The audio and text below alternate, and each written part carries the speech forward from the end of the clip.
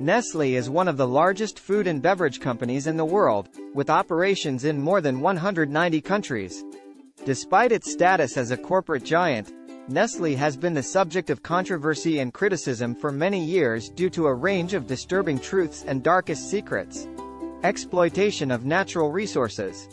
Nestlé has been accused of exploiting natural resources in many countries, particularly the extraction of groundwater from vulnerable communities in regions such as Africa and South America. The company has been criticized for taking advantage of lax regulations and weak governance structures to deplete local water resources and damage ecosystems. In Pakistan, for example, Nestlé has been accused of depleting water resources in rural communities, leading to water shortages and environmental degradation. In Brazil, the company has been accused of exploiting indigenous lands for water resources, damaging ecosystems and contributing to the displacement of local communities. Child labor. Nestlé has been accused of using child labor in its supply chains, particularly in the cocoa industry. The company has been implicated in the use of forced labor and child slavery in West Africa, where children are forced to work long hours for low pay and are denied basic education and healthcare. In 2005, a lawsuit was filed against Nestlé and other chocolate companies for their alleged involvement in child slavery in the cocoa industry. The lawsuit was ultimately dismissed, but Nestlé has continued to face criticism for its failure to address child labor in its supply chains. Marketing of infant formula. Nestlé has been criticized for its marketing of infant formula, which has been linked to the deaths of thousands of infants in developing countries. The company has been accused of aggressively marketing formula to mothers who are unable to afford it, leading to the abandonment of breastfeeding and a dependence on expensive and often unsafe formula.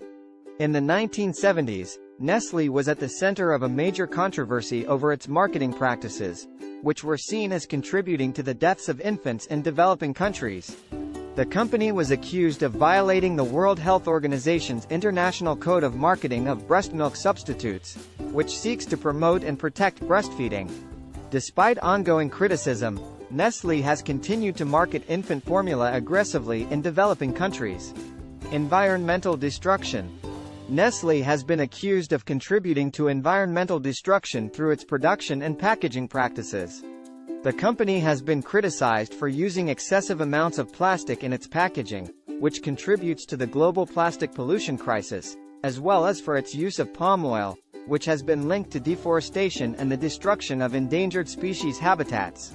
Nestlé has also been accused of contributing to greenhouse gas emissions through its production and transportation practices. Exploitation of workers. Nestlé has been accused of exploiting workers in its supply chains, particularly in the coffee industry. The company has been criticized for paying low wages and denying workers basic labor rights, as well as for its use of precarious employment arrangements that leave workers vulnerable to exploitation and abuse. In Ethiopia, for example, Nestlé has been accused of using forced labor in its coffee supply chain, with workers subjected to long hours and poor working conditions. In the United States, Nestlé has faced lawsuits over its treatment of workers in its factories and distribution centers, with workers alleging wage theft and violations of labor laws. Political influence. Nestlé has been accused of using its immense wealth and influence to shape political and regulatory environments to its advantage. The company has been accused of lobbying governments to weaken environmental and labor regulations, as well as to promote policies that benefit its business interests. In many instances, Nestlé has been successful in influencing political decisions in its favor. For example, the company has been accused of using its political influence to weaken a proposed law in Mexico that would have required warning labels on sugary drinks. The proposed law was intended to reduce the consumption of sugary drinks, which are linked to health problems such as obesity and diabetes. However, Nestlé and other beverage companies lobbied against the law, arguing that it would harm their business interests. As a result, the law was significantly watered down, and the warning labels were made optional rather than mandatory.